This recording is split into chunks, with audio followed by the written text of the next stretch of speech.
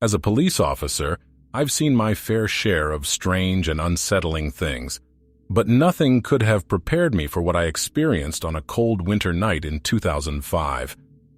I was patrolling a quiet residential area when I received a call about a disturbance at a nearby house.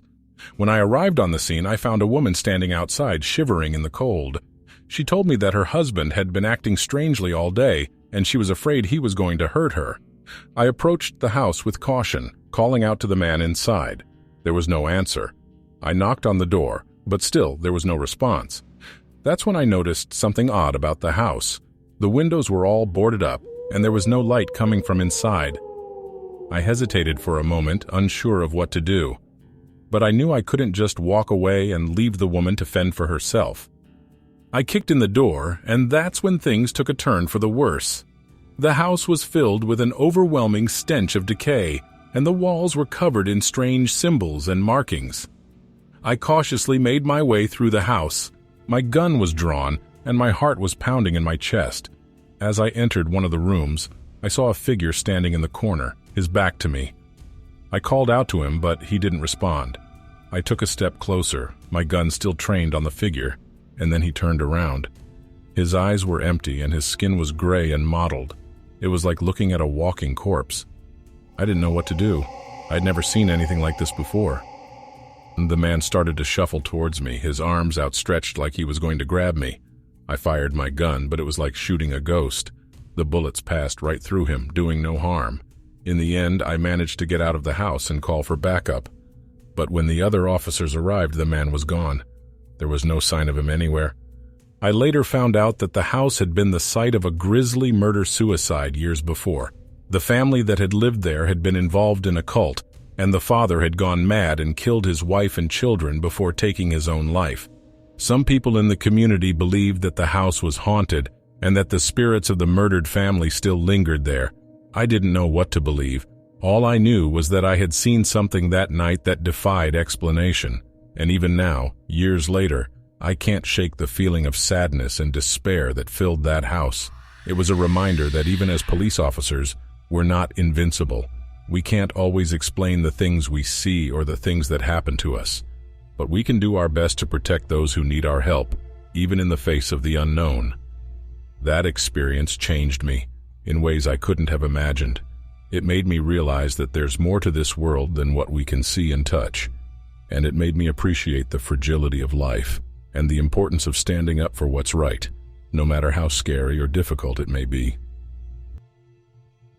I still think about that night sometimes and the sadness that hangs over that house like a dark cloud, but I know that I did my best and that I was there when that woman needed me most, and that's something I can take pride in, even in the face of the unknown. After that night, I started to see things that I couldn't explain. Shadows moved in the corner of my eye, strange noises in the middle of the night, and a sense of being watched wherever I went. I tried to shrug it off as paranoia, but it only got worse. I started to lose sleep, my nerves frayed and my mind constantly raced. I couldn't shake the feeling that something was following me, something malevolent and dangerous. One night, as I was driving home from a late shift, I saw a figure standing by the side of the road. It was the same gray-skinned man from the haunted house, his eyes empty and his mouth twisted into a grotesque grin. I swerved to avoid him, but when I looked back in my rearview mirror, he was gone. I was left alone in the dark, heart pounding and hands shaking. That's when I knew I had to do something. I couldn't live like this anymore, always looking over my shoulder and wondering if I was going insane. I decided to seek out the help of a psychic, hoping that they could shed some light on what was happening to me. I found a woman who claimed to be able to communicate with the dead. She listened to my story and told me that I was being haunted by a malevolent spirit, one that had attached itself to me after my encounter with the gray-skinned man. She performed a ritual to cleanse me of the spirit's influence, and to my surprise, it worked. The strange occurrences stopped, and I felt like I could finally breathe again. But I still think about that night in the haunted house and the sadness that permeated every corner of that place. I wonder about the family that was murdered there, and the cult that drove the father to madness. And I know that there are things in this world that we can't explain, things that are beyond our comprehension.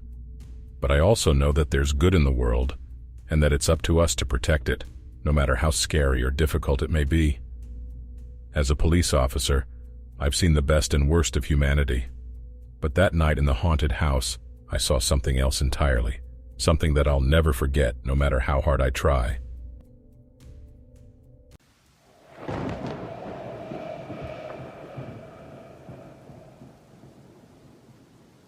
As a park ranger in Yosemite National Park, I've seen some strange things in my time. But the events that occurred during the summer of 1999 were beyond anything I could have imagined. It started with reports of missing hikers and strange noises echoing through the forests at night. I was on high alert, patrolling the park in search of any signs of danger.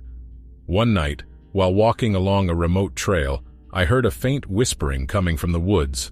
I assumed it was just the wind playing tricks on my mind, but the whispers grew louder and more persistent. I followed the sound, making my way deeper into the woods until I stumbled upon a clearing. In the center of the clearing, there was a group of hooded figures, their faces obscured by shadow. They were chanting in a language I didn't recognize, their voices low and guttural. I froze, unsure of what to do. That's when I felt a cold hand on my shoulder. I turned to see a woman, her eyes wide with fear. "They're not human," she whispered. "They're demons." Before I could respond, the hooded figures turned towards us, their eyes glowing red in the darkness. We ran as fast as we could, but the creatures were faster. They chased us through the woods, their laughter echoing through the trees. I could feel their hot breath on the back of my neck, their clawed hands reaching out to grab me. Finally, we managed to lose them and make it back to the ranger station, but the experience left me shaken. I couldn't shake the feeling that something evil was lurking in the shadows of the park, waiting for its next victim. Over the next few weeks, strange things continued to happen. I would hear whispers and footsteps in the darkness, and some nights I would wake up to find my cabin ransacked, with no signs of forced entry. One night, I even saw a shadowy figure standing outside my window, watching me sleep. I knew I wasn't imagining things. Something was happening in the park, something beyond explanation. And then, just as suddenly as it began, the strange occurrences stopped. The park returned to its usual calm, and life went on as normal. But I couldn't shake the feeling that whatever I had encountered that summer was still out there, waiting for its next victim.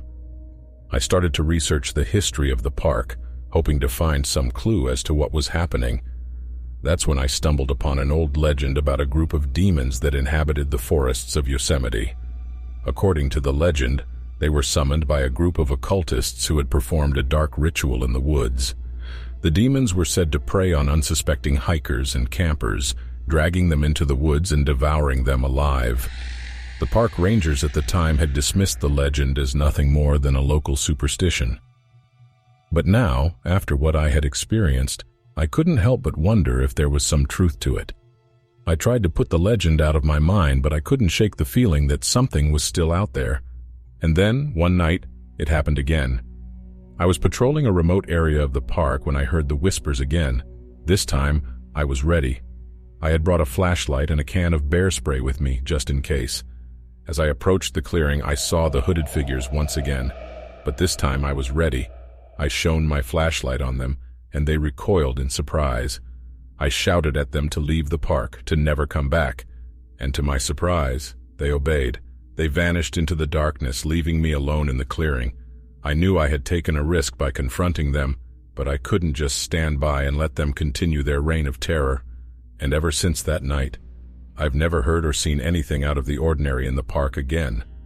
To this day, I'm not entirely sure what I encountered that summer. Was it just my imagination running wild, or was there something truly paranormal happening in Yosemite National Park? All I know is that I'll never forget the feeling of pure terror that gripped me that summer, and the sense of relief I felt when it was all finally over.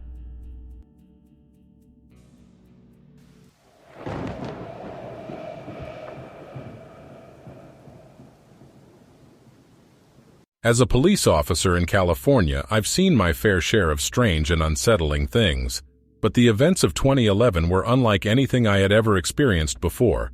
It started with a series of reports from residents in a small town on the outskirts of Los Angeles. They claimed that they were seeing strange lights in the sky and that their pets were behaving strangely at night. At first, I didn't pay much attention to it. I figured it was just some sort of mass hysteria or maybe even a prank, but then I saw the lights for myself. I was on patrol one night when I saw a bright, pulsating light in the distance. It was like nothing I had ever seen before, and it sent a chill down my spine. I tried to radio in for backup, but my radio was staticky and unusable. As I drove closer to the light, I could see that it was hovering over a field just outside of town. It was enormous, easily the size of a football field, and it seemed to be emitting a low hum that I could feel in my bones. I parked my car and approached the object cautiously. As I got closer, I saw that there were figures moving around inside of it, shadowy shapes that I couldn't make out. That's when I heard a voice whispering in my ear. It was a voice that was both soothing and terrifying, and it seemed to be speaking directly to my mind. "Don't be afraid," the voice said. "We mean you no harm." I tried to run, but my legs wouldn't move. I was frozen in place, staring up at the object as the figures inside moved closer. Suddenly, there was a blinding flash of light, and everything went black. When I woke up, I was lying on the ground outside of my patrol car. My head was pounding, and I felt like I had been hit by a truck. I stumbled back to my car and radioed for backup, but when they arrived, there was no sign of the object or the figures that I had seen. I was left with more questions than answers, and I couldn't shake the feeling that I had encountered something otherworldly that night. But that was only the beginning of my strange experiences in California in 2011. Over the next few months, I encountered more and more strange occurrences, from sightings of creatures that defied explanation to inexplicable occurrences in abandoned buildings. One night, I was called to investigate a disturbance at an old mental hospital on the outskirts of town. When I arrived, I could hear screams coming from inside the building. I drew my weapon and cautiously entered, ready for whatever I might find. The inside of the building was pitch black, and I could barely see my own hand in front of my face, but I could feel something moving around me, something cold and slimy that made my skin crawl. Suddenly, there was a hand on my shoulder, and I spun around ready to defend myself. But there was no one there. That's when I heard the laughter, high-pitched and mocking. It seemed to be coming from all around me, but I couldn't see anyone. I was paralyzed with fear, but I managed to make my way out of the building and back to my car. When I looked back at the hospital, I could see shadowy figures moving around in the windows, as if they were watching me. To this day, I can't explain what I saw or experienced during those months in California. But I know that something otherworldly was at play, something that defies explanation or reason. As a police officer, I've seen my fair share of horrors, but nothing compares to the things I encountered in 2011, the things that still haunt me to this day.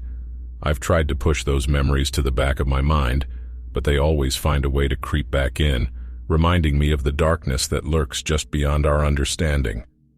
I've spoken to other officers who were on duty during that time, and many of them have their own stories to tell. Some of them saw the same strange lights in the sky that I did, while others encountered creatures that they couldn't explain. But we've all been sworn to secrecy, warned not to speak of the things we saw or experienced. It's as if the higher-ups want to keep the truth hidden, to keep the public from panicking.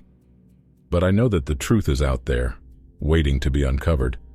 And even though I no longer work as a police officer, I've made it my mission to uncover the mysteries that lurk in the shadows, because no one should have to face the unknown alone. And if there's one thing that I've learned from my experiences in California in 2011, it's that sometimes the most frightening things are the ones that we can't explain.